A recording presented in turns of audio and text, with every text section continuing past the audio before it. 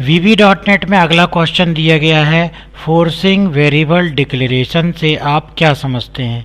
तो VB.NEट में जब हम कोई वेरिएबल को डिक्लेयर करते हैं तो किस प्रकार से उसको फोर्स कर सकते हैं, किस प्रकार से उसकी वैल्यू को हम प्रिजर्व करके कहीं पर रख सकते हैं, उसे हम समझते हैं। वेरिएबल डिक्लेरेशन को फोर्स करना VB.NEट में हम एक वेरिएबल को प्रोसीजर के बीच में उसकी वैल्यू को प्रिजर्व करने के लिए फोर्स कर सकते हैं। इसके लिए स्टैटिक कीवर्ड का प्रयोग करते हैं। तो स्टैटिक कीवर्ड का इस्तेमाल करके हम वेरिएबल की वैल्यू को प्रिजर्व मतलब स्टोर करके रख सकते हैं मेमोरी में। नॉर्मल अगर हम वेरिएबल की वैल्यू को इस्तेमाल करते हैं तो जैसे ही प्रोग्राम बंद होता है वैसे ही उस वेरिएबल की वैल्यू मेमोरी से मिट जाती है। लेकिन अगर आप स्टैटिक कीवर्ड का इस्तेमाल करेंगे तो वो वेरिएबल की वैल्यू जो है आपकी किस प्रकार से बनी रहती है, देखते हैं हम ये उदाहरण के द्वारा। तो यहाँ पर हमने एक विंडोज़ एप्लीकेशन बनाया। विंडोज़ एप्लीकेशन पे हमने एक फॉर्म रखा। फॉर्म पर इस प्रकार से हमने एक बटन रखी। बटन की डबल क्लिक इवेंट पर देखिए हमने क्या कोडिंग की है, static I number as integer is equal to 0। I number एक सिंपल हमने वेरिएबल लिया और उसकी वैल्यू हमने क्या असाइन कर दी, 0। लेकिन यहाँ पर विशेषता यह है कि आई नंबर जो है वो स्टैटिक कीवर्ड के द्वारा आई नंबर को हमने क्या बना दिया है, स्टैटिक बना दिया है। ठीक है, तब अपन यहाँ पे क्या कर सकते हैं, क्या है यार, क्या यहाँ पर आई नंबर जो है वो आपका कैसा वेरिएबल हो गया, ये स्टैटिक कीवर्ड लगाने के कारण यहाँ पर अपन ने आई नंबर को जो है वो स्टैटिक डिफाइन कर दिया। अगर आप नॉर्मल वेरिएबल लेते तो क्या लगाते, हम ये स्टैटिक कीवर्ड यहाँ पर नहीं लगाते। फिर उसके बाद देखो अगली लाइन पे हमने क्या लिखा है, आई नंबर प्लस 1, मतलब आई नंबर को हम क्या करते जा रहे हैं, हर बार एक वैल्यू से इंक्रीमेंट करते जा रहे हैं। तो यहाँ पर आई नंबर की जो भी वैल्यू थी, पहली वैल्यू आई नंबर की क्या दी थी हमने, 0। तो यहाँ पर जब प्रोग्राम आगे बढ़ेगा तो आई नंबर की वैल्यू यहाँ पे क्या हो जाएगी, 0 + 1। तो अब आई नंबर की वैल्यू क्या हो जाएगी आपकी यहाँ पर 1।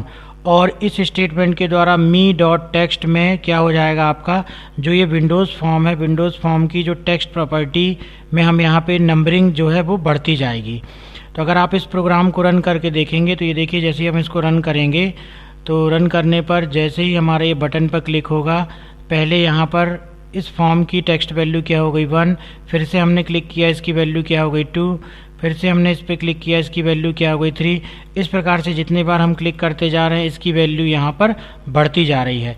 तो यहाँ पर ये स्टैटिक कीवर्ड के कारण ऐसा हुआ कि आई नंबर की वैल्यू जो है वो स्थिर रही। आई नंबर की वैल्यू क्लिक करने पर हर बार बढ़ती जा रही थी।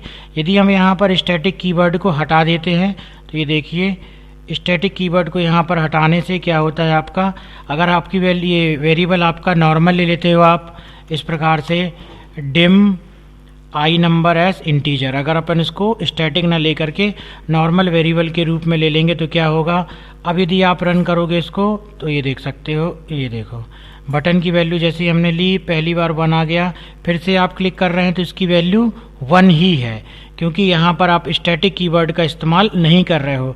और जितने बार आप क्लिक कर रहे हो उतने बार आई नंबर की वैल्यू 0 होती जा रही है। जितने बार क्लिक कर रहे हो उतने बार आई नंबर की वैल्यू क्या होती जा रही है, 0 होती जा रही है।